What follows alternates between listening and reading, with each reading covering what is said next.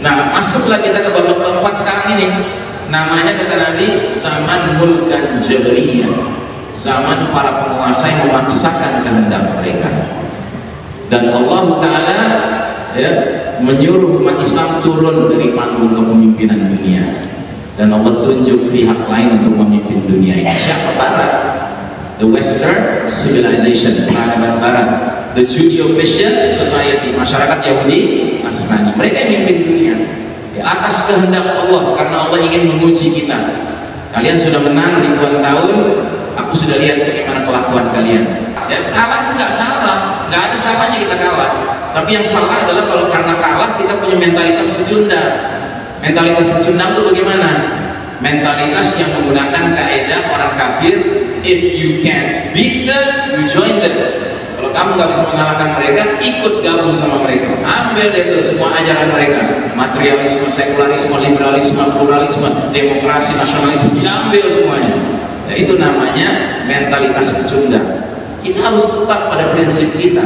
Sekalipun sedang kalah, kalimat kita nggak boleh berubah. Raditu billahi rabban wa bil islami dinan wa bi Muhammadin sallallahu alaihi wasallam nabiyya. Masa karena lagi kalah, raditu billahi rabban wa bi sekularisme dinan. Raditu billahi rabban wa bi nasionalisme dinan. Yang bener aja. Tetap aja kita harus prinsipnya Islam. Itu ajaran hidup kita, jalan hidup kita. Gak ada tawar-menawar, ini harga mati. Ya, jadi kalau Anda mau teriak harga mati, jangan teriak kecuali Allah harga mati, Rasul harga mati, Islam harga mati, Al-Quran harga mati, itu benar. Tapi selain dari itu ada harga mati, Pak. Semuanya harganya kompromistik, bisa ditawar-menawar. Ya.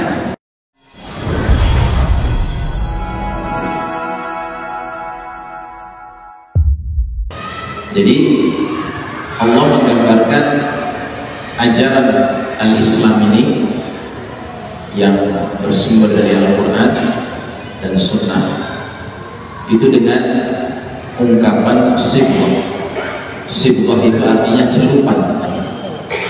Jadi kita yang mengaku muslim, muslimah, penganut agama al-Islam, ke dalam botol tinta berisi tinta hitam itu, maka begitu kita keluarkan, bahkan warnanya menjadi hitam. Dan kalau kita masukkannya lebih lama lagi, bahkan kita keluarkan lalu kita patahkan sampai ke dalam-dalamnya juga menjadi hitam. Kalau cuma sebentar kita masukkannya, ya tentunya yang hitam cuma bagian luar saja. Tapi kalau lama dia celupkan ke dalamnya, dia bahkan menjadi luar dalam hitam. Umpamakan Al-Quran, Al-Islam ini sebagai ajaran yang datang dari Allah Ta'ala, Allah gambarkan sebagai sibghah.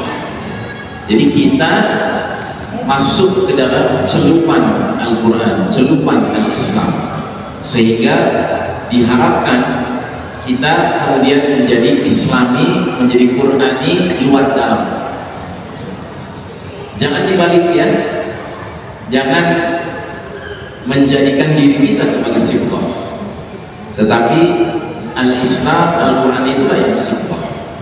Sebab dalam konteks akhir zaman sekarang ini yang fitnahnya begitu beragam, begitu banyak, ada salah satu fitnah dalam urusan ini di mana justru manusia itu yang dijadikan sibghah.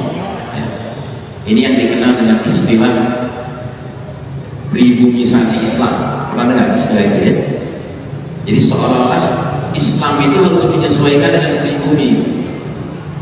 Kalau ada pribumisasi Islam itu dalam skala negara begitu ya, itu kalau skalanya negara. Kalau skalanya suku, akan ada Sundaisasi Islam, akan ada Batakisasi Islam. Jadi akan muncul Islam versi Indonesia, Islam versi Sunda, Islam versi Batak ya. Karena yang menjadikan celupan itu sukunya, yang menjadikan celupan itu bangsanya. Itu udah masuk dalam skala yang lebih kecil lagi. Akan ada nanti ihsanisasi Islam, giaisasi Islam. Maka siapapun, bangsa apapun, suku apapun yang menstandarkan dirinya dengan itu yang dimaksud dengan sibghatullah wa man ahsanu minallahi sibghah wa nahnu lahu abidun. Celupan Allah, dan siapakah yang lebih baik celupannya selain daripada Allah, dan kami hanya kepadanya lah menghamba, mengabdi, ya beribadah. Nah, jadi judul kita pagi hari ini adalah keluar dari situasi kegelapan menuju cahaya, tentunya dengan sibghah Al-Quran. Baik, kita mulai dengan satu ayat yang sekarang sedang populer sekali dibaca oleh para imam salat kita. Allah Ta'ala berfirman, "Syahrul Ramadan alladzi unzila fihi al-Qur'an hudan lin-nasi wa bayyinatin minal huda wal furqan." Bulan Ramadan, bulan yang di dalamnya diturunkan awal permulaan Al-Quran sebagai bayyinatin penjelasan petunjuk itu ayat-ayatnya. Jadi kalau kita lihat ayat ini menjelaskan apa yang Allah inginkan dengan mewahyukan dan menurunkan Al-Quran.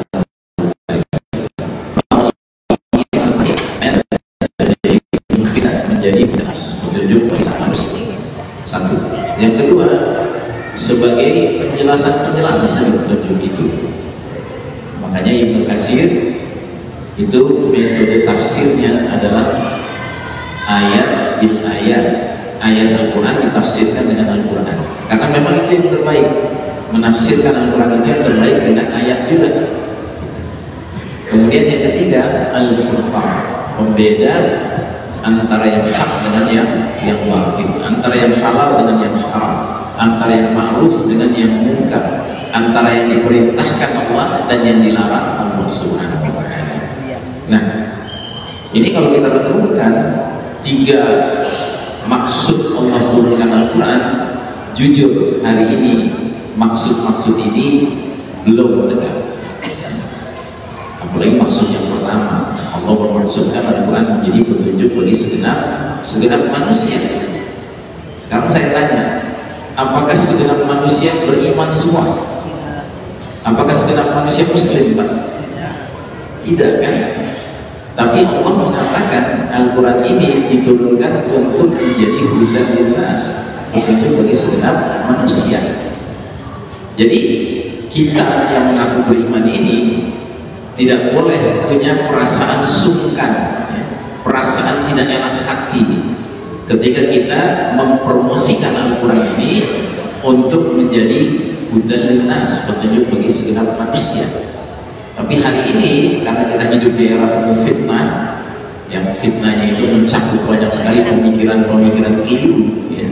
Akhirnya kita sebagian umat Islam ini seperti malu-malu kucing untuk mempromosikan Al-Quran sebagai petunjuk bagi segenap manusia. Padahal Allah mengatakan Al-Quran ini dimaksudkan untuk jadi petunjuk bagi segenap manusia, nggak peduli muslim atau tidak muslim, ya.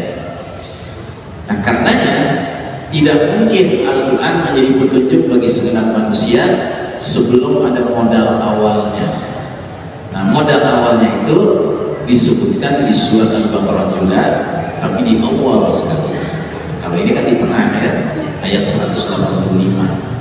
Nah, di awal sekali apa kata Allah?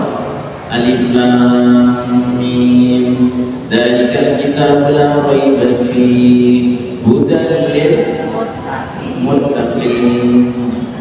Alif Lam Mim, Al-Quran ini tidak ada keraguan di dalamnya, petunjuk bagi orang-orang bertakwa. Jadi kalau di sini disebut petunjuk bagi segenap manusia, di awal surat Al-Baqarah petunjuk bagi orang-orang bertakwa. Kenapa? Karena orang-orang bertakwa inilah modal untuk akhirnya bisa mempromosikan Al-Quran menjadi petunjuk bagi segenap manusia.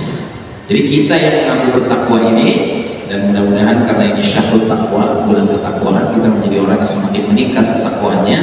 Kita ini semakin pede, semakin self confident untuk mempromosikan Al-Quran cepat atau lambat menjadi hudan linnas, petunjuk bagi setiap manusia, sebagaimana yang dicontohkan dahulu oleh Nabi Muhammad SAW setelah hijrah ke Madinah. Muhajirin dan Ansar yang membentuk mayoritas penduduk di kota Madinah itu menjadikan Al-Quran sebagai hudan linnas. Ingat, di Madinah itu tidak semuanya Muslim kan? Di Madinah itu ada komunitas Yahudi, ada komunitas Nasrani, ada komunitas musyrikin, ya. Tetapi karena Nabi dan para sahabat ketakwaannya itu benar-benar mantap, ya, akhirnya mereka bisa mempromosikan Al-Quran sebagai hudan linnas. Ya, orang Yahudinya nurut, orang Nasraninya nurut, orang musyrikinnya nurut, kan gitu. Tapi kalau kita sekarang kan boro-boro, ya, bisa meminta kepada orang di luar Islam untuk nurut dengan Al-Quran, kitanya sendiri ragu-ragu untuk menyebarluaskan Al-Quran sebagai hudan linnas. Ya, itu realitas.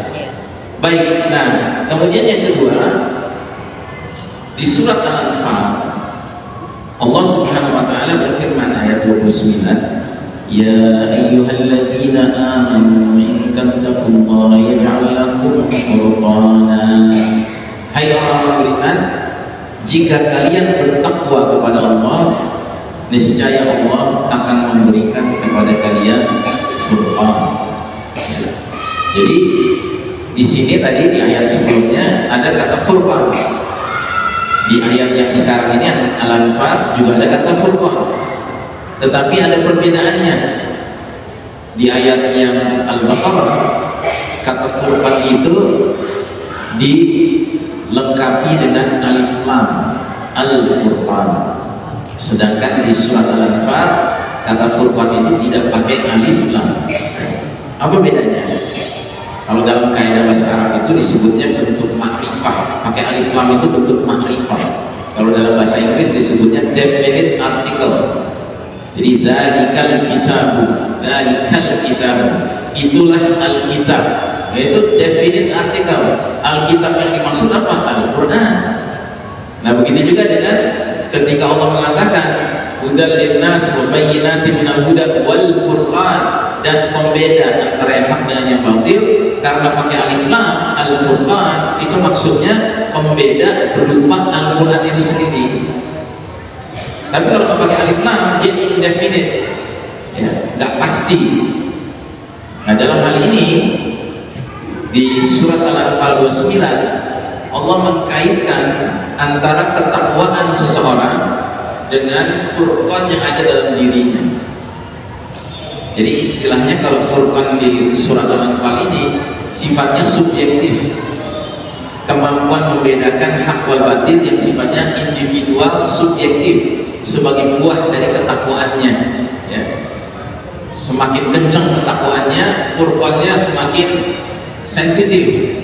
Tapi biar bagaimanapun sensitifnya furqan seseorang yang bertakwa, dia memerlukan pelengkapan furqannya itu dengan dipertemukan dengan al-furqan. Jelas ya sampai sini? Jadi kalau sekedar mengandalkan kita rajin ibadah, rajin zikir, rajin mengerjakan kebaikan-kebaikan, terus muncul ketakwaan dalam diri kita, Allah dijanjikan diberikan furqan. Nah ini furqannya baru furqan modal, ya. Tapi supaya modal ini bisa berkembang lebih jauh dan menjadi furqan yang tajam, ya, dia perlu dipertemukan dengan al-furqan, dengan Al-Quran, ya. Jadi kalau kita cuma mengandalkan ibadah, takwa, furqan gitu ya, itu ada feeling sih. Oh ini kayaknya nggak bener nih, ini kayaknya bener gitu ya. Tapi kan feeling kan bisa benar bisa salah. Karenanya perlu al-furqan. Ya. Al-Quran itu yang menjadi penyempurna kemampuan kita membedakan hak wal batil. Ya. Dunia hari ini kenapa menjadi kacau? Karena sesungguhnya dunia hari ini tidak menjadikan Al-Quran sebagai al-furqan, pembeda hak wal batil, ya. Apalagi di masyarakat liberal barat. Di masyarakat liberal barat itu sudah sampai ke derajat bahkan sudah nggak jelas yang benar itu binary atau alphabet community, ya kan? Udah nggak dibicarakan lagi benar atau salahnya. Tahu ya istilah binary? istilah alphabet community, tahu ya? Kalau binary itu di masyarakat cuma dikenal dua jenis kelamin, laki dan perempuan. Kalau alphabet community itu masyarakat mengakui dan menerima adanya aneka jenis gender. Ternyata bukanlah suatu kumpulan keadaan atau nilai-nilai yang hanya terjadi di masa tertentu, tidak. Tapi yang namanya jahiliyah itu bisa terjadi di negeri lain, di masa yang lain. Ya. Nah, karena ada solusi dari Mesir, dia menulis kitab judulnya Jahiliyah Qurun Ashrin, Jahiliyah abad 20. Ya. Jahiliyah abad 20 atau Jahiliyah Mu'asirah, Jahiliyah modern. Ya. Nah, ya, kondisi masyarakat jahiliyah di zaman Nabi berkaitan dengan situasi zaman sekarang, ternyata kita sangat jeda begitu. Kita hidup dalam kegelapan lagi sekarang. Ini jahiliyah dominan. Jahiliyah itu memang asalnya dari al-jahl, bodoh, ya kan? Tapi jangan salah, jangan mengartikan bodoh itu artinya apa namanya punya nilai. Masyarakat itu adalah prestasi akademik, sarjana, tapi jahiliyah sebagaimana ketika Muhammad sallallahu alaihi wasallam di masyarakat itu, di masyarakat itu salah seorang pemuka musyrikin Quraisy itu saking luasnya pengetahuan dia, saking dia sampai dikasih gelar masyarakat Abul Hakam.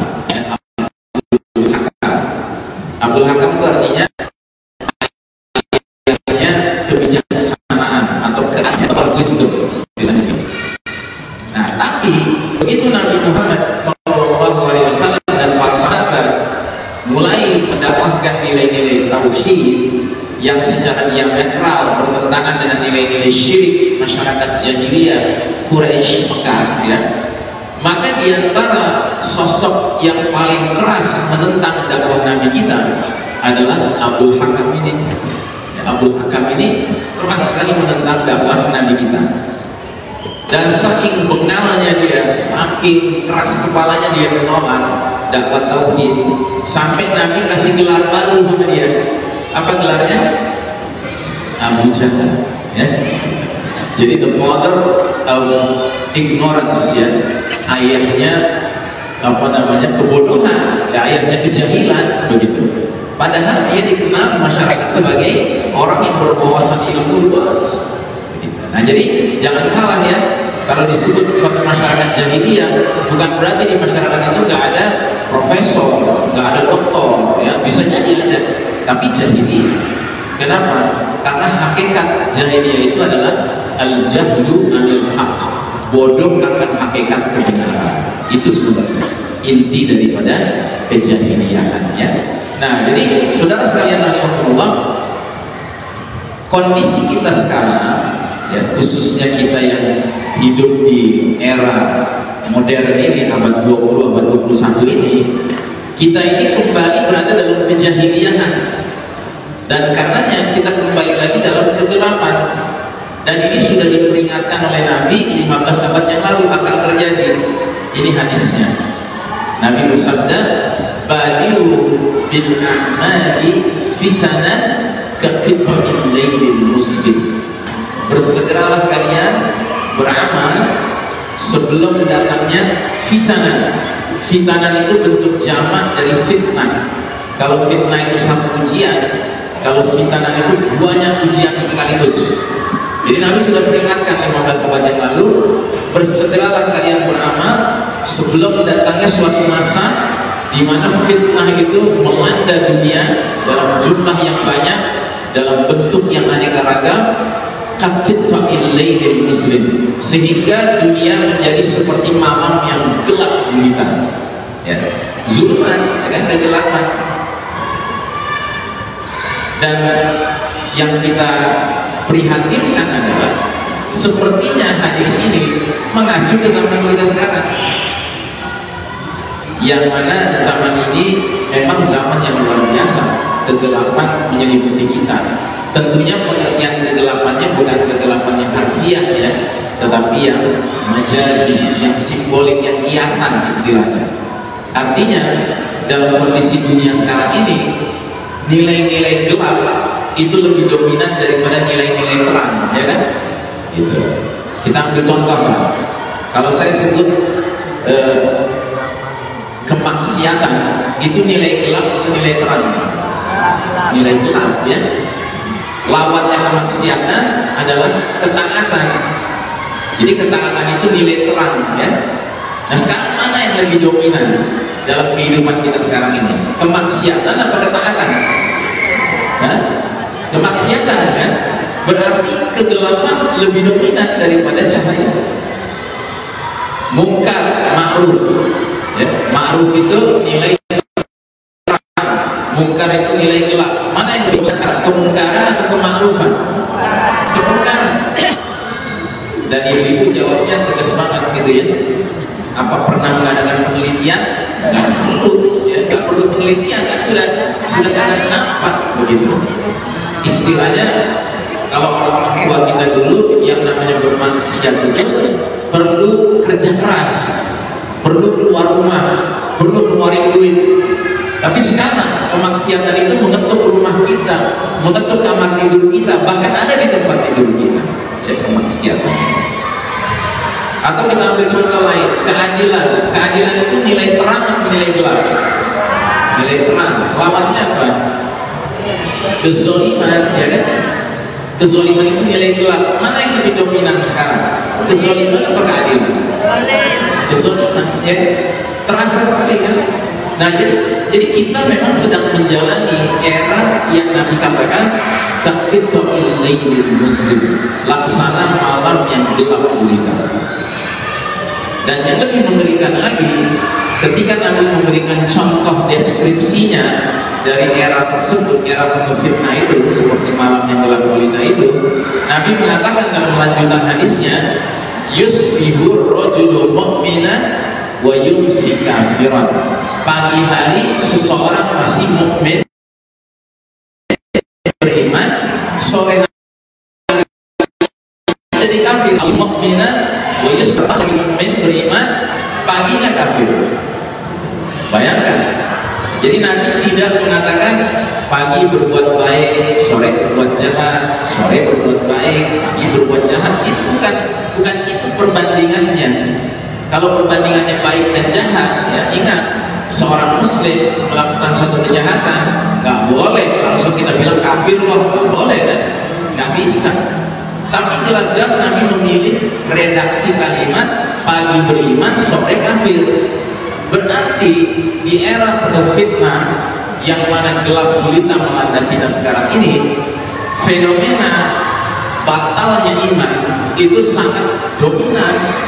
Fenomena terlibat dalam dosa yang paling mengkhawatirkan, yaitu dosa murtad, ya kan? Itu dominan. Begitu. Ya. Jelas ya?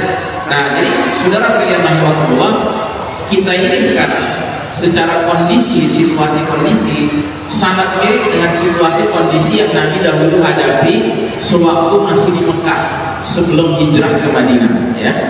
Jadi kita ini sekarang dikepung sama nilai-nilai jahiliyah, nilai-nilai kegelapan yang sedemikian dominan sampai ke tingkat tidak sedikit saudara muslim kita terjerembab dalam dosa-dosa yang kelasnya bukan dosa kecil, bukan dosa besar, tetapi dosa yang membatalkan keimanan, yang kemurtadan. Bayangkan, ya. Dan di ujung hadisnya Nabi kasih kata kuncinya, kalimat kuncinya. Kenapa bisa terjadi pagi beriman, sore kafir, sore beriman, pagi kafir? Kata Nabi, yabi'u dinahu bi'aradin minad dunya. Karena orang itu rela menjual dinnya, agamanya, demi mendapatkan kenikmatan dunia. Ya, jadi terjadi kerusakan cara berpikir. Tidak bisa membedakan mana barang yang mahal dan mana barang yang murah. Ya. Bagi kita umat Islam, di agama itu barang yang mahal atau barang yang murah? Hah? Mahal, bahkan barang yang paling mahal, ya. Makanya ada doa dari Nabi, doanya panjang, tetapi ada cuplikan doa itu yang berbunyi, wala taj'al musibatana fi dinina. Ya Allah, janganlah Engkau timpakan musibah pada kami dalam urusan agama kami. Ya. Jadi kita kaum mukminin ini kalau ditimpa musibah dalam urusan harta, sabar. Kalau kita ditimpa musibah dalam urusan kesehatan, sabar. Tapi kalau urusan agama, bagaimana? Itu puncak musibah, ya. Makanya kita sangat kagum, ya, bagaimana saudara-saudara kita yang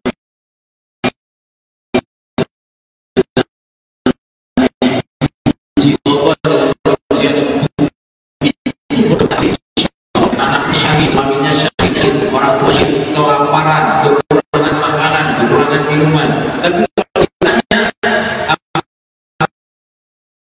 mau meninggalkan al-barokah ini, tidak. Kami ribat di sini, kami berjaga-jaga di sini. Lebih baik kami mati di sini dalam keimanan kami. Masya Allah, ya. Ini luar biasa. Makanya efek dari badai Al-Aqsa ini, tufan Al-Aqsa ini, dia telah menimbulkan resonansi ke masyarakat Barat tabir yang masih punya hati nurani, punya akal sehat, untuk kemudian berlomba-lomba bertanya-tanya, ini apa rahasianya? Kok ada masyarakat sedemikian tegarnya, sedemikian sabarnya, sedemikian resiliennya, gitu ya? Dan akhirnya berlompatan mereka masuk Islam, ya, Masya Allah. Nah, karena apa? Karena mereka adalah contoh teladan masyarakat beriman yang sekalipun sudah kena musibah, ya, harta, kena musibah penyakit, kena musibah kehilangan keluarga, ya kan, enggak goyah mereka. Karena mereka tahu barang yang paling mahal, yang penting tidak terjual, yaitu al-iman, ad-din, ya, agama. Nah, sebaliknya bagi kita orang beriman, kenikmatan dunia itu mahal atau murah? Jadi selalu nih, saya kalau nanya di majelis, din itu mahal atau murah? Mahal, jelas. Jadi kenikmatan dunia mahal atau murah? Bingung jawabnya. Kita harus tegas menjawab, kenikmatan dunia itu murah. Kenapa? Karena bagi kita, berapapun kenikmatan dunia yang Allah berikan kepada kita, masing-masing kita sudah ditakdirkan jatahnya. Jadi kenikmatan dunia itu murah. Dapat alhamdulillah, nggak dapat juga alhamdulillah, ala kulli hal. Begitu. Nah, jadi kalau kita beriman, nggak ada cerita kita menganggap kenikmatan dunia sedemikian mahalnya sampai rela kita beli, kita dapatkan demi itu kita jual agama kita. Ya. Nah, jadi saudara rahimahullah, pada dasarnya kondisi kita sekarang ini seperti kondisi Nabi dan para sahabat di Mekah dahulu. Gelap lagi kita sekarang, jahiliyah lagi kita sekarang. Karenanya kita harus menjadikan Al-Quran ini sebagai sarana untuk mengeluarkan masyarakat kita sesuai ayat ini.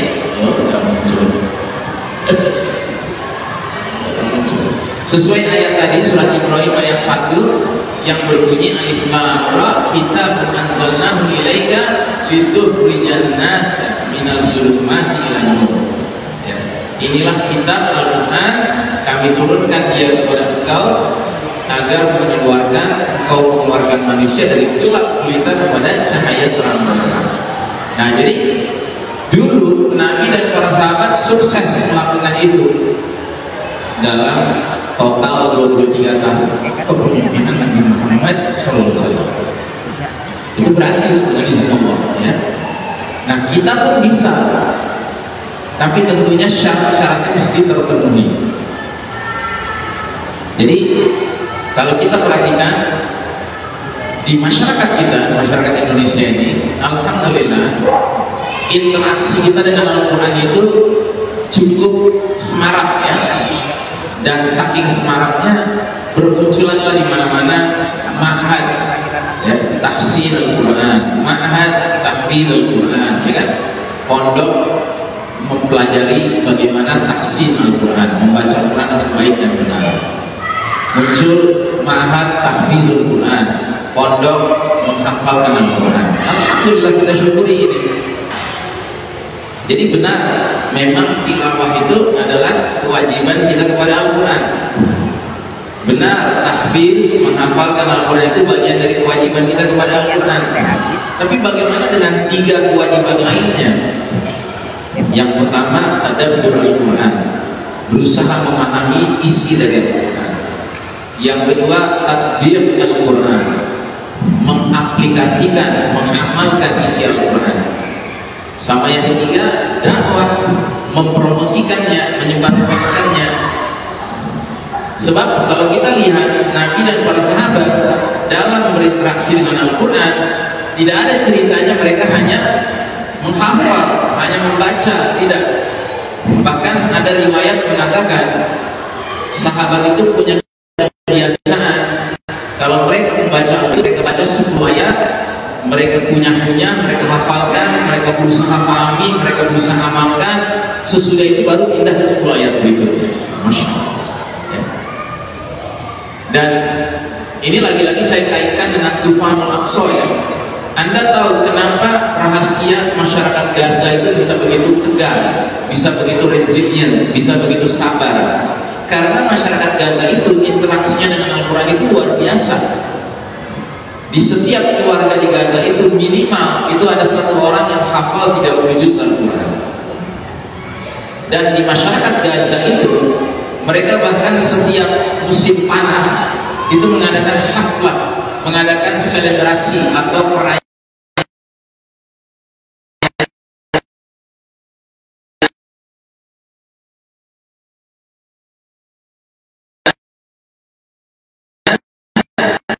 ya,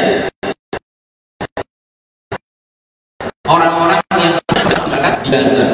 Brigade Al-Qassam itu yang boleh berada di frontman, bertemu langsung face to face pasukan negara haram Zionis Israel, itu hanya yang hafal 30 juz. Kalau kurang dari 30 juz agak di belakang ya. Jadi bagi mereka Al-Quran itu bukan lagi sekedar hafalan, tetapi benar-benar mereka amalkan. Mungkin kalau Anda perhatikan video-video cuplikan serangan-serangan Al-Qassam kepada pasukan Zionis, itu hampir selalu setiap seorang prajurit mujahid mau melakukan penembakan tank Israel, itu mesti baca ayat. Dan ayat yang paling populer adalah surat Al-Anfal ayat 12 kan, wa ma ramaita idh ramaita walakin Allah rama. Dan ketika kamu melempar, bukan kamu yang melempar, tetapi Allah lah yang melempar. Kemudian dia berdoa, sadid ya Allah, sadid ya Rabb, gitu. Tepatkan ya Allah, tepatkan ya Allah. Dan hampir selalu tepat gitu. Masya Allah ya, karena Al-Quran itu hidup di dalam diri mereka ya. Dan inilah rahasia kekuatan masyarakat Gaza, karena mereka terhadap Al-Quran itu tidak sekedar membacanya, tidak sekedar menghafalkannya, tapi benar-benar ayat-ayat itu nyata gitu ya. Kayak kita kemarin ketika pecah Tufanul Aqsa itu di hari-hari awal ya, itu tiba-tiba tersiar kan surat At-Taubah ayat 13 ayat 14 itu. Masya Allah ya. Betapa tiba-tiba kita kayak sadar, oh ya ini ayat ada ya dalam Al-Quran, ayat yang menyebutkan qatiluhum ya, perangilah mereka, niscaya Allah akan menghinakan mereka ya. Niscaya Allah akan memberikan pertolongan kepada kalian, dan niscaya Allah akan melegakan hati orang-orang beriman. Dan itu benar terasa kan, bagaimana ketika pecah tanggal 7 Oktober 2023 ya, Tufanul Aqsa itu, kita umat Islam di berbagai penjuru dunia ini kayak semacam lega kan, alhamdulillah. Setelah puluhan tahun kita menyaksikan saudara-saudara kita di Palestina itu cuma bisa dianiaya, tiba-tiba ada perlawanan yang begitu signifikan ya, yang membuat pihak Israel itu ya, kehilangan muka mereka. Ya bayangkan, Anda tahu Gaza itu sebesar apa? Gaza itu cuma sebesar kota Depok kira-kira ya, nggak besar. Tapi dari wilayah yang begitu kecil muncul orang-orang yang karena cinta dengan Allah Ta'ala, cinta dengan Al-Quran ya, mereka benar-benar mengamalkan Al-Quran, dan termasuk ayat-ayat jihad ya kan, itu tiba-tiba kekuatannya itu luar biasa ya. Israel teriak-teriak manggil sekutunya kan Amerika, Inggris, Prancis berdatangan Pak. Padahal untuk menghadapi satu wilayah yang tidak lebih besar dari Depok, bayangkan ya. Itu karena kekuatan Al-Quran Pak. Dan kalau Al-Quran itu sudah hidup dalam suatu masyarakat, ya masyarakat itu menjadi masyarakat yang sangat ditakuti oleh musuh ya. Nah karenanya mari kita coba lihat satu persatu poin-poin selain membaca dan menghafalkan Al-Quran. Nah, tadabbur Al-Quran ini sampai-sampai Allah keluarkan ancaman kalau kita tidak mau melakukan tadabbur, yaitu di surat Muhammad ayat 24. Allah Ta'ala berfirman, "Afala yatadabbaruna al-Qur'an 'ala qulubin aqfaluha." Maka apakah mereka tidak mau mentadabburi, memperhatikan isi Al-Quran, ataukah hati mereka terkunci? Ya, jadi seolah-olah cuma ada dua pilihan. Atau kita rajin berusaha memahami isi Al-Quran, atau kita biarkan diri kita nggak memahami Al-Quran, tapi akibatnya hati kita terkunci. Makanya mohon maaf, di masyarakat kita bisa temukan ada orang yang tilawahnya Masya Allah, hafalannya lumayan banyak ya, kadang-kadang bahkan lengkap 30 juz, tapi maaf, dikasih nasihat kok ngeyel gitu ya. Kenapa itu begitu? Ya karena dia sangka kewajibannya terhadap Al-Quran selesai dengan dia rajin tilawah, dia rajin menghafal Al-Quran, padahal tidak ya. Ada pemahaman, ini sangat penting, pemahaman ini, tadabbur Al-Quran ini sangat penting. Makanya saya menganjurkan coba bikin program semua anggota keluarga kita di bulan Ramadan ini minimal sekali khatam membaca terjemahan Al-Quran. Anda tahu di masyarakat barat sekarang ini orang itu pada umumnya mendapat hidayah masuk Islam itu lantaran membaca Al-Quran. Dan pengertian membaca itu bukan membaca tilawah, tidak, mereka nggak ngerti bahasa Arab, nggak ngerti huruf Arab, mereka membaca terjemahannya. Tapi karena dengan penuh kesungguhan mereka ingin mendapat hidayah, akhirnya Allah kasih ya. Sebab memang Al-Quran itu sifatnya demikian. Kalau kita punya kesungguhan untuk memahami isinya, dengan mudah Allah akan berikan pemahaman itu ya. Dan ini juga merupakan salah satu dari keistimewaan Al-Quran ya. Kadang-kadang kita ini belum apa-apa sudah pasang barrier, psychological barrier ya, penghalang kejiwaan untuk memahami Al-Quran. Kita pakai 1001 alasan kan, misalnya kita bilang, ya Ustadz enak ngerti bahasa Arab, saya kan nggak ngerti bahasa Arab, gimana mau paham Al-Quran? Ustadz enak punya ilmu tafsir, jadi saya nggak punya ilmu tafsir, gimana bisa paham Al-Quran? Ini semua adalah alasan yang tidak bisa diterima. Kenapa? Karena sampai 4 ayat dalam surat Al-Qamar Allah ulang 4 kali kalimat sebagai berikut, walaqad yassarnal qur'ana lidzikri fahal min muddakir. Sungguh telah kami mudahkan Al-Quran ini untuk pelajaran, adakah orang yang mau mengambil pelajaran? Jadi urusannya bukan mampu tidak mampu, tapi urusannya mau atau tidak mau. Kalau punya kemauan akan dimampukan sama Allah Ta'ala. Tapi kalau nggak punya kemauan sampai kapanpun nggak akan mampu. Makanya dalam kaidah bahasa Arab juga ada kalimat kan yang terkenal, manjadda wajada.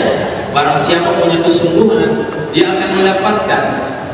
Dan ini kisah-kisah orang barat yang masuk Islam gara-gara baca Al-Quran, dalam arti terjemahannya banyak sekali ya. Salah satunya kisah tentang masuk Islamnya Yusuf Estes, pernah dengar ya? Yusuf Estes ini seorang dai di masyarakat barat sekarang yang sangat populer ya. Dia itu mantan pendeta. Tadinya dia pendeta, dia lahir dari keluarga pendeta, kakak beradik pendeta, ayah ibunya ya aktivis pendeta ya. Nah jadi suatu hari dia naik pesawat, duduk di samping seorang pemuda muslim. Si pemuda muslim ini melihat si pendeta dengan penampilan pendetanya, langsung tahu ini pendeta. Nah si pemuda muslim ini bertanya sama Pak Pendeta ini, boleh saya bertanya sesuatu? Oh silahkan. Menurut Pak Pendeta, mana agama yang benar? Kristen atau Islam? Maka si pendeta ini tanpa ragu langsung bilang, jelas Kristen. Apa buktinya? Kata dia, pertama, di dalam ajaran Islam itu ada yang namanya keharusan sholat 5 waktu sehari semalam. Kalau kita enggak, kita cukup sekali seminggu. Dia ingat Tapi dia penasaran. Akhirnya dia telepon temannya sesama alumni seminari itu ada jadi pendeta. Dia tanya, bro, aneh dapat hadiah nih dari pemuda muslim. Ternyata setelah dibuka isinya Al-Quran. Aneh penasaran pengen baca. Apa kata temannya langsung? Tuhan, bilang itu jangan dibuka, kata-kata juga jangan. Ingat dulu ajaran ustadz kita, ya kan? Bahwa kita nggak boleh dekat-dekat sama Al-Quran karena itu sumber bencana, itu menuju neraka, kegelapan dan seterusnya. Mendengar jawaban temannya itu dia makin muak gitu. Dia pikir kalau kita benar kan apa salahnya sih kita lihat. Akhirnya dia mikir, dia akhirnya memutuskan kalau gitu saya mau buka bagian depannya, mau lihat mukadimahnya, ya kan? Nah ternyata mukadimahnya kan surat Al-Fatihah kan.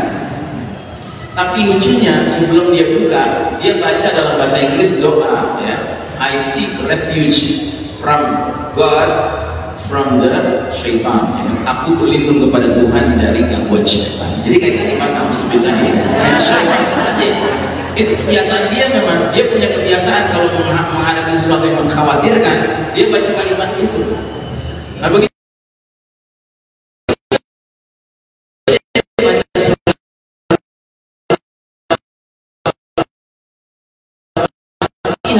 ayat 1 sampai 2 ternyata mulai saya puji dulu Tuhan.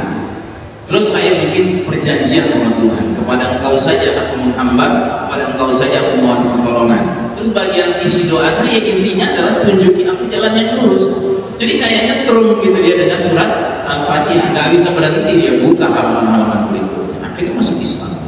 Dan Masya Allah Yusuf Estes itu berhasil dengan izin Allah mengajak semua saudaranya masuk Islam yang tadinya pendeta, bahkan ayahnya juga menjadi Muslim. Masya Allah. Ya. Nah jadi di masyarakat barat itu sekarang asal ketemu saja dengan Al-Quran, terjemahannya saja dengan bacanya dengan izin Allah, yang mudah sekali mereka bisa memeluk agama Allah. Bahkan Anda tahu kan kasus yang dihadapi oleh wakil pimpinan partai anti-Islam di Belanda kan, gitu. Dia belajar Al-Quran dengan niat bahkan ingin mencari kelemahan-kelemahan isi Al-Quran untuk dia bikin buku untuk menyerang Islam. Tapi justru dengan niat yang jahat sekalipun, sama Allah Ta'ala dibalik hatinya. Setelah dia membaca isi Al-Quran, dia malah memeluk Islam. Dan sekarang menjadi seorang yang terang-terangan membela Islam. Masya Allah. Nah jadi saudara rahimahullah, nggak ada cerita kita nggak bisa memahami Al-Quran. Insya Allah kita bisa memahami Al-Quran karena Allah sendiri yang menjamin. Walaqad yassarnal Qur'ana lidzikri fahal min muddakir. Urusannya bukan mampu tidak mampu, tapi mau atau tidak mau. Ya. Nah, jadi Muslim yang rajin tadabbur memahami isi Al-Quran, bukan hanya tilawat, membaca dan atau tahfiz menghafal, akan memiliki hati yang terbuka untuk menerima Al-Furqan. Ya. Memang ada di dalam isi. Sahabat pernah bertanya kepada salah seorang ummul mukminin, dalam hal ini ibunda Aisyah radhiyallahu anha. Pertanyaannya adalah bagaimanakah akhlak Rasulullah sallallahu alaihi wasallam? Maka bunda Aisyah menjawab dengan balik bertanya, alasta taqra al-Quran? Tidakkah kamu baca Al-Quran? Terus beliau melanjutkan, fa inna khuluqa Rasulillah sallallahu alaihi wasallam kana Al-Quran. Sesungguhnya akhlak Nabi Muhammad sallallahu alaihi wasallam itu adalah Al-Quran. Makanya ada penulis dari Mesir yang mengistilahkan Nabi kita ini adalah Al-Quran yamshi al-ardh, Quran yang berjalan di muka bumi. Ya, jadi mau lihat isi Al-Quran, lihatlah kelakuannya Nabi Muhammad sallallahu alaihi wasallam. Ingin tahu akhlak Rasul seperti apa, bacalah Al-Quran. Karena tidak ada perbedaan antara isi Al-Quran dengan akhlak Rasulullah SAW. Dan para sahabat yang merupakan murid-murid langsung Nabi Muhammad SAW, yang merupakan generasi terbaik dari umat Islam ini, mereka ini dijuluki Al-Quran yamshuna al-ardh, Quran yang berjalan di muka bumi. Ya. Nah kita hari ini Quran belum berjalan di muka bumi, ya. Quran masih di laci, masih di lemari, gitu ya. Karena kita belum menjadi representasi dari Al-Quran. Tapi berdebu, ya kan? Nah, jadi kalaulah kita mau melakukan kewajiban kita yang 5 tadi lengkap, ya, tahsin, kemudian tilawah, kemudian tahfiz, kemudian tadabbur, kemudian tatbiq, kemudian dakwah, dengan sendirinya kita ini akan jadi sosok-sosok Al-Quran Al-Quran yang berjalan di muka bumi. Cuma problemanya kita belum mau menjadi demikian. Ya, kalaulah kita sudah menjadi duta Al-Quran, kayak para sahabat itu, setiap seorang sahabat itu kalau ketemu orang kafir, orang musyrik yang masih punya hati nurani, itu hampir bisa dipastikan dengan sedikit kalimat saja si orang musyrik itu akan kena setrum dari kalimat-kalimat hak yang diucapkan oleh para sahabat. Apalagi kalau ketemu Nabi Muhammad SAW. Ya. Nah, jadi saudara rahimahullah, sementara zaman yang sedang kita jalani sekarang ini zaman yang dahsyat sekali fitnahnya. Ya, disebutkan dalam sebuah hadis ini, riwayat Imam Ahmad ini, inna amamat dajjal sinina khuddah yukadzibu fiha as-sadiq wa yusaddiqu fiha al-kadhib. Sesungguhnya sebelum keluarnya Dajjal akan ada tahun-tahun penuh tipu muslihat, sehingga orang yang jujur didustakan, sebaliknya orang yang pendusta dibenarkan. Nah, ini kita berada di era menjelang Dajjal keluar, ya. Mungkin Bapak dan Ibu nggak tahu, tapi sesungguhnya kita ini sudah berada di era yang sedemikian dahsyatnya, siap-siap menghadapi azamul fitnah, puncak fitnah. Nah, puncak fitnah dalam ajaran Islam adalah khurujud Dajjal, keluarnya Dajjal. Maka tidak mengherankan kenapa dunia yang kita hadapi sekarang ini penuh dengan tipu muslihat. Kenapa orang-orang pendusta justru dibikin kosmetika, dibuat pencitraan seolah-olah mereka orang-orang yang jujur. Kenapa orang-orang yang jujur di framing sedemikian rupa sebagai penjahat, ya? Nah, ini karena memang kita hidup di era menjelang keluarnya Dajjal. Dan memang musuh-musuh kita, mereka itu sudah digambarkan oleh Allah punya program serius menjauhkan kita dari Al-Quran. Allah berfirman di surat Fussilat ayat 26, wa qala alladziina kafaru la tasma'u li hadzal qur'ani walghaw fihi la'allakum taghlibun. Dan orang-orang yang kafir berkata, janganlah kalian simak dengan sungguh-sungguh Al-Quran ini dan buat tahbiruk-pikuk, ya, kebisingan terhadap Al-Quran supaya kalian dapat mengalahkan mereka. Dan kita banyak sekarang sudah kena strategi mereka menjauhkan kita dari Al-Quran. Dulu di Mesir, ketika Inggris menjajah Mesir, tetapi sudah mulai terjadi banyak perlawanan dari masyarakat Mesir untuk memerdekakan diri, ya. Itu sampai ada sebuah pembicaraan di parlemen Inggris, ya, di mana mereka membicarakan bagaimana caranya kita bisa mempertahankan penjajahan kita di Mesir. Nah, kemudian salah seorang anggota parlemen itu terang-terangan mengangkat Al-Quran, dia bilang, ini kuncinya. Kalau kita ingin bikin masyarakat Mesir ini tetap bisa kita jajah berkepanjangan, pastikan masyarakat Mesir itu jauh dari isi buku ini, katanya. Biarkan mereka usaha tilawatil Quran silakan, ya kan. Biarkan mereka berlomba untuk bagus-bagusan baca Al-Qurannya, tapi jangan sampai mereka tahu isinya. Nah, gitu, ya. Jadi mereka tahu bahwa Al-Quran ini merupakan sumber kekuatan, sumber kemuliaan, begitu. Nah, jadi hari ini umat Islam sedang menjalani babak paling kelam dalam sejarah umat Islam. We are living in the darkest chapter of the Islamic history. Inilah babak di mana Allah Ta'ala menguji kita dengan kekalahan di satu sisi, sementara kaum kafir diizinkan untuk memimpin dunia, kaum Yahudi dan Nasrani. Dan kalau kita lihat hadis tentang periodisasi, kita sekarang ini berada di periode keempat dari 5 periode perjalanan umat Islam. Dan periode keempat inilah periode di mana kita sekarang ini terpuruk di bawah garis merah. Jadi garis merah ini batas. Kalau kita berada di atas garis merah, kita berjalinan. Tapi kalau kita berada di bawah garis merah, kita terpuruk, ya. Jadi kondisi kita sekarang ini mirip seperti kondisi Nabi dan para sahabat dahulu ketika belum hijrah ke Mekah, di bawah garis merah, ya. Gelap, dunia gelap. Makanya kita harus kembali kepada Al-Quran, tapi dengan pengertian yang lengkap, bukan dengan pengertian sekedar puas sudah tilawah, sudah tahfiz, ya kan. Ayo kita tadabbur, ayo kita amalkan, bahkan ayo kita promosikan Al-Quran ini, ya. Jadi Nabi bersabda bahwa kalian akan mengalami babak kenabian. Ini babak yang sangat bagus, bahkan yang paling bagus. selama masa yang Allah kehendaki. Kemudian ketika Allah berkehendak datang babak kedua, namanya babak khilafah ala minhajin nubuwah. Ini babak kepemimpinan terbaik kedua setelah babak kenabian. Ini babak para pemimpin-pemimpin spesial umat Islam, Abu Bakar, Umar, Utsman, Ali, dan Hasan bin Ali. Kemudian datang babak raja-raja menggigit Mulkan Atom. Dalam catatan sejarah, babak raja-raja menggigit ini babak yang paling panjang, berlangsung 1302 tahun.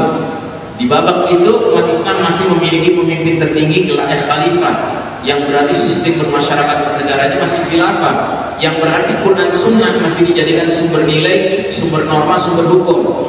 Cuma sayang, pola pergantian khalifah ke khalifah berikutnya menggunakan cara malik mulkan, ya, raja-raja waris mewarisi turun temurun, ya.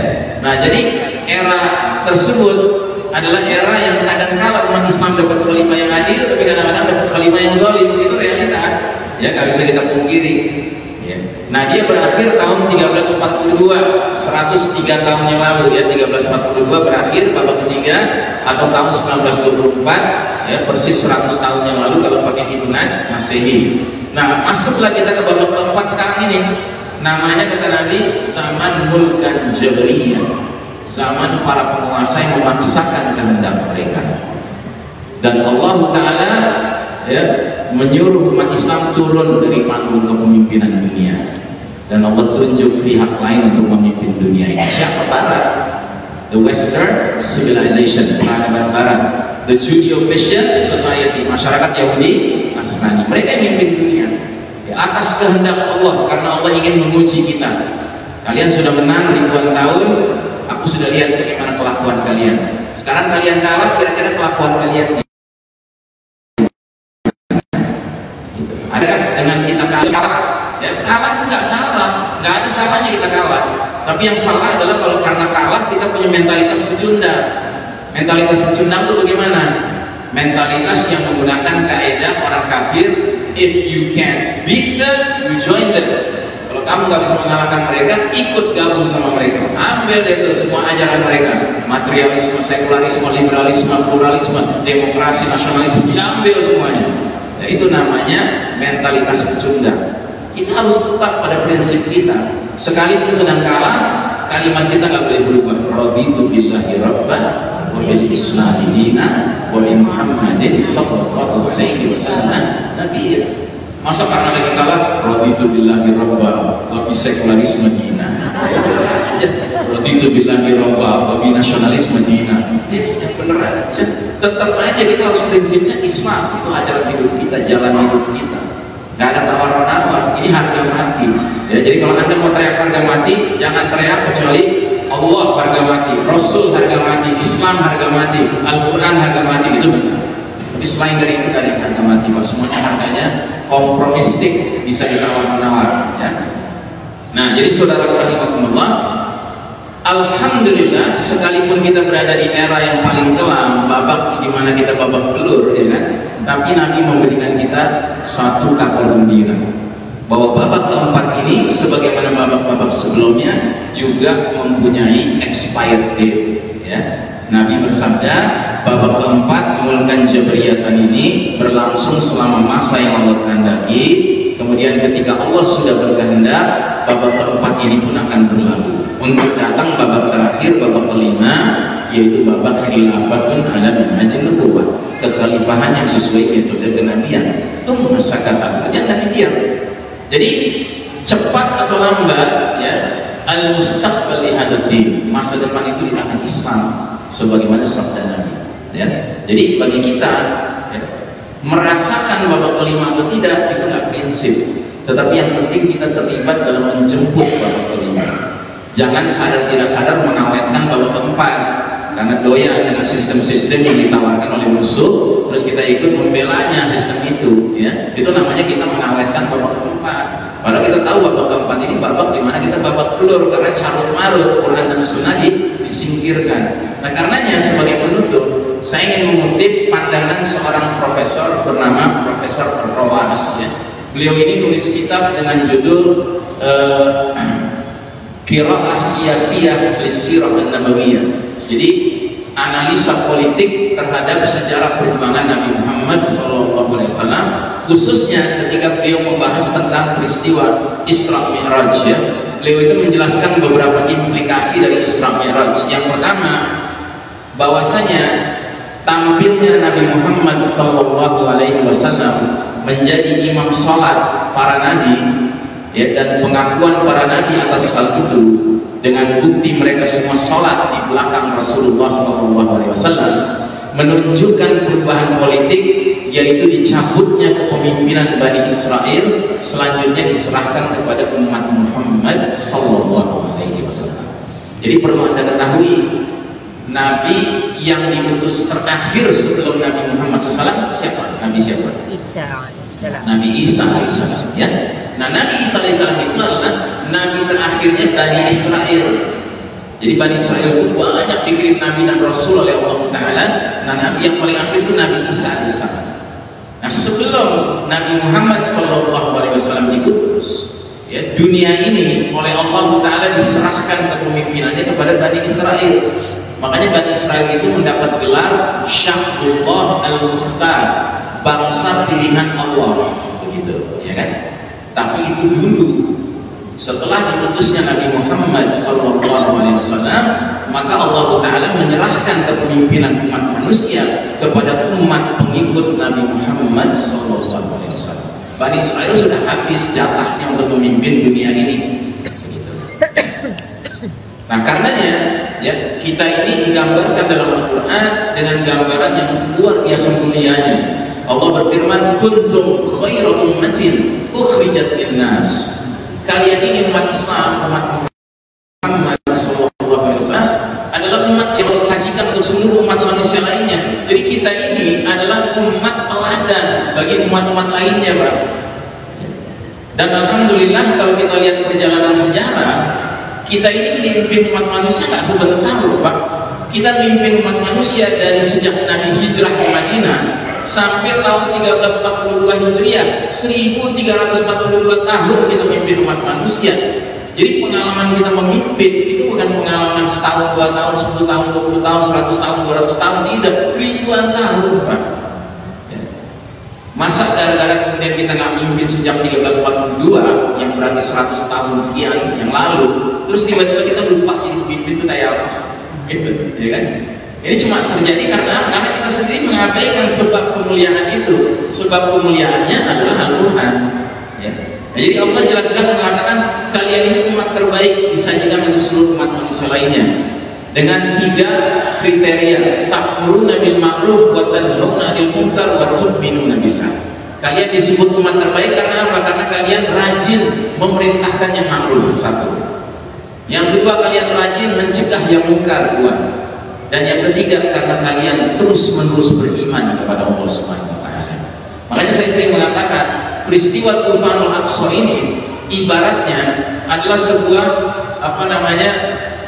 mind changer, ya kan? Sebuah perubahan mental bagi umat manusia dunia sekarang ini. Anda tahu kan ada ayat yang berbunyi Yaumal Furqan, Yaumal Taqal Jam'an. Hari pemisahan yang hak dengan yang batil adalah hari bertemunya 2 pasukan, pasukan mukminin lawan pasukan kafirin. Jadi kalau pasukan mukminin berperang dengan pasukan kafirin, maka terjadilah pemisahan antara yang hak dengan yang batil. Dan peristiwa Tufanul Aqsa ini hari ini telah menyebabkan mata dunia, bahkan mata hati dunia itu seperti terbuka, menyadari, oh iya, ternyata bangsa Palestina ini adalah bangsa yang merepresentasikan al-haq. Ternyata bangsa Israel, bangsa Yahudi ini bangsa yang merepresentasikan al-batil. Anda mau belajar tentang kesabaran, ketegaran, ya kan, teguh pendirian, ya, kemudian mengerti makna hidup yang mulia, mengerti makna mati yang mulia, belajar sama bangsa Palestina, khususnya warga Gaza. Anda mau jadi seorang penipu, mau jadi orang yang rajin berdusta, mau jadi orang yang bisa membunuh orang tanpa perasaan manusiawi sama sekali, belajar sama Israel. Kan begitu. Ya, bahkan kita sekarang ini umat Islam di berbagai penjuru dunia selain di Palestina, kita ini kalau lagi down mental kita, iman kita lagi turun, kita ingat aja saudara-saudara kita di sana, langsung naik iman kita, Pak. Misalnya Anda mau tidur malam, tidur banyak nyamuk gitu kan, Anda ingat aja saudara-saudara di Gaza. Ya boro-boro nggak ada nyamuk, mereka bahkan nggak ada atap rumahnya, malam tuh nggak ada kasur, ya, masya Allah. Kita lagi sahur di siang hari lapar haus gitu, ingat mereka lapar hausnya udah sekian bulan yang lalu, bahkan sampai sekarang belum ketemu makanan, belum ketemu minuman, masya Allah. Ya. Nah jadi saudara rahimahullah, mereka ini jadi representasi dari khairul ummah hari ini. Ya, khairul ummah itu kalau mau dilihat siapa? Ya bangsa Palestina. Ya, karena mereka imannya luar biasa. Ya, mungkin Anda lihat sebuah video seorang bapak-bapak, dia berdiri di rumahnya sudah hancur, dia diwawancarai, dia bilang, anak saya semuanya terbunuh syahid, ya kan? Istri saya syahid, orang tua saya syahid, rumah saya hancur, begitu. Terus Anda punya apa sekarang? Saya punya Allah. Masya. Ya. Itu iman, Pak. Ya, kita kalau diuji kayak gitu belum tentu kita nyampe, Pak, seperti itu. Ya. Nah terus yang kedua, kata Syekh Al-Qawas, pilihan Rasulullah Muhammad SAW terhadap minuman susu daripada khamr, ya, mencerminkan fitrah dan perkataan Jibril alaihissalam kepada Rasul SAW, kamu Muhammad telah membimbing menuju fitrah, kamu telah membimbing umatmu menuju fitrah, mengandung maksud bahwa sistem Islam yang akan diturunkan kepada Nabi Muhammad SAW agar membangun negara Islam atau pemerintahan Islam di atas sistem itu, dan dengan sistem itu pula kami dan umatmu sesudahmu akan menjadi pemimpin di tengah-tengah manusia, adalah fitrah yang menjadikan manusia tidak akan mendapatkan kesulitan dengan mengambilnya. Ya, karenanya di dalam surat Ar-Rum ayat 30 Allah Ta'ala menyuruh kita tanpa ragu menjadikan Islam satu-satunya acuan kita untuk memelihara fitrah kita. Ya Allah berfirman, "Fa'aqim wajhaka lid-dini hanifan fitratallahi allati fatara an-nasa 'alaiha." Hadapkanlah wajahmu, orientasimu kepada din yang lurus, ya, agama yang lurus ini, agama Allah Ta'ala, fitrah Allah, agama ciptaan Allah yang menciptakan manusia sesuai fitrah itu. Makanya Islam seringkali disebut dinul fitrah, agama fitrah.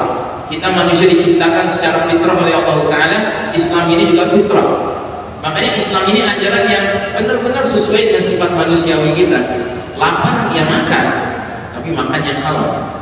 Haus yang minum, tapi minum yang halal.